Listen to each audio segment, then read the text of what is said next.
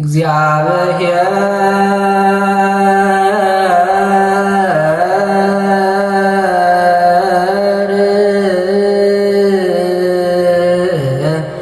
በስመ አብ ወወልድ ወመንፈስ ቅዱስ አሐዱ አምላክ አሜን። የተወደዳችሁ የልዑል እግዚአብሔር ቤተሰቦች የእመቤታችን የቅድስት ድንግል ማርያም የአስራት የበኩራት ልጆች በወደደን ባፈቀረን በልዑል እግዚአብሔር ፍጹም ሰላምታ እንደምናችሁ። ዛሬ ደግሞ የአባቶቻችን ታሪክ የመጋቢት 24 ይዘንላችሁ መጥተናል። በውስጡ የመስዋዕት ክፍል ይኖረዋል። የቅዳሴ ሰራዊት ክፍል ደግሞ ከዚህ በፊት አስቀምጬላችሁ ስላለው ታዳምጡታላችሁ። ቅዳሴ ግሩም ወይ ደግሞ የሰለስቱ ምዕት ቅዳሴ ነው የሚቀደሰው። የ318 አባቶቻችን ቅዳሴ ነው የሚቀደሰው ከ14ቱ ቅዳሴያት። ስለዚህ ግዕዝ ነው የሚቀደሰው። ሰራዊትን አስቀምጬላችኋለሁ፣ ገብታችሁ ታዳምጡታላችሁ። ምስዋኩን ግን አስቀምጥላችኋለሁ። ቀጥታ ወደ አባቶቻችን ታሪክ ከመግባታችን በፊት መጀመሪያ ላይ ካርጋችሁ ጀምሩ። ከወደዳችሁ ደግሞ ሰብስክራይብ በማድረግ የዚህ ቻናል ቤተሰብ መሆን ትችላላችሁ። ሀሳብ አስተያየታችሁ ደግሞ ኮሜንት ሴክሽን ማስቀመጥ ትችላላችሁ። ቀጥታ ወደ አባቶቻችን ታሪክ። አንድ አምላክ በሆነ በአብ በወልድ በመንፈስ ቅዱስ መጋቢት 24 በዚህች ቀን በእስክንድርያ ለተሾሙ አባቶች ሊቃነ ጳጳሳት 59ኛ የሆነ ቅዱስ አባት የእስክንድርያ ሊቀ ጳጳስ አባ መቃርስ አረፈ። ይህም የከበረ አባት ሳብራ ከምትባል ሀገር ነው። ከታናሽነቱ ጀምሮ ይህን ዓለም ንቆ ትቶ የምንኩስናን ልብስ ሊለብስ ወደደ።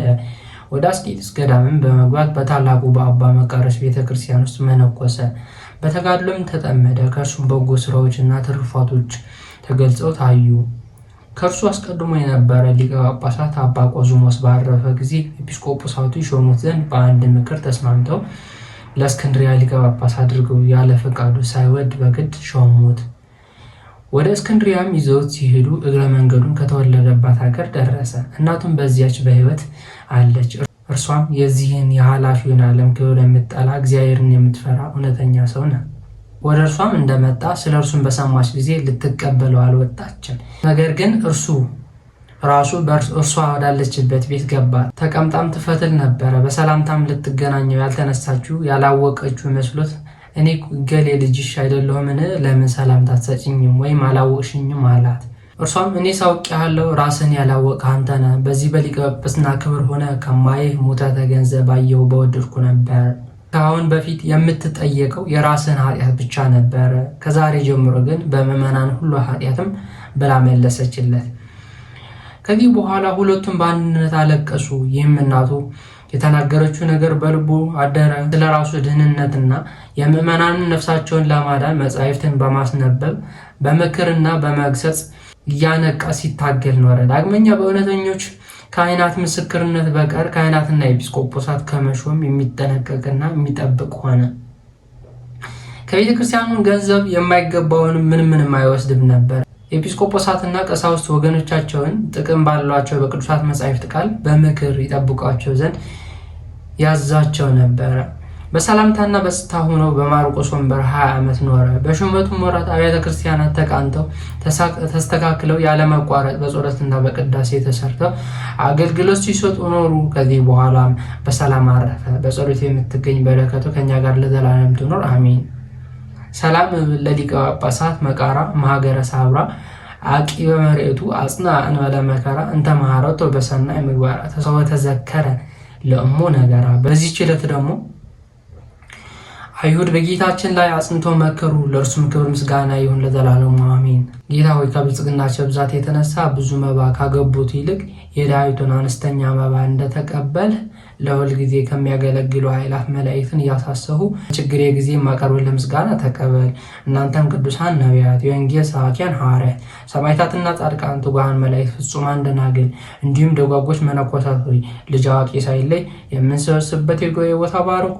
ይህም መጽሐፍ ወረቀት አዘጋጅቶ ብራና ደምጦ የጻፈውና ያጻፈው ከግዕዝ ወደ አማርኛ የተረጎመው ቃለ ንባቡን በእርጋታ መንፈስና በተመስጦ ሕሊና ያዳመጠ በደለኛ ሁሉ የምታስምር የጌታ እናቱ በማርያም ጸሎት ኢየሱስ ክርስቶስ በአንድነት ይማራል። ከአባቶቻችን በረከታቸው ረድኤታቸው አማላጅነታቸው ያሳድርብን። መዋዕለ ጾምን በሰላም አስጀምሮ በሰላም ያስፈጽመን። እንግዲህ የአባቶቻችን ታሪክ የዛሬ ይህንን ይመስላል። ቀጥታ ወደ ምስዋኩ እንሄዳለን። እናንተ ግን ላይክ አድርጋችሁ ጀምሩ። ከወደዳችሁ ደግሞ ሰብስክራይብ በማድረግ የዚህ ቻናል ቤተሰብ መሆን ትችላላችሁ። አበረታቱኝ። ቀጥታ ወደ ምስዋኩ ስንሄድ መዝሙር 181 ቁጥር 1 እስከ 2 ያለውን ኃይለ ቃል እግዚአብሔር ቆመ ውስተ ማኅበረ አማልክት ወይኬንን በማእከለ አማልክት እስከ ማይዜኑ ከነኑ አመጻ የሚለውን ኃይለ ቃል ነው የሚሆነው።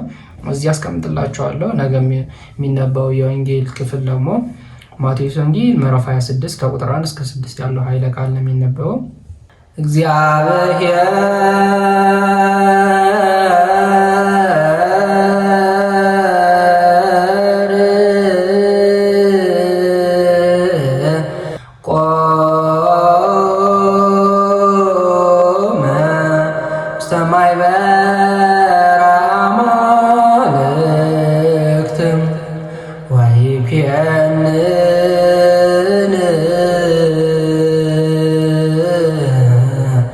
በማእከለ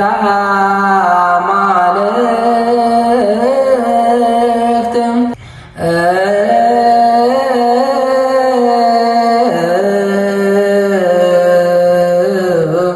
እስከ ማይዜኑ ትኬንኑ አመጻ። የምስዋኩ ክፍል ይሄንን ይመስላል። መልእክታቶቹን እዚህ አስቀምጥላችኋለሁ። ላይክ ሰብስክራይብ እንዳይረሳ።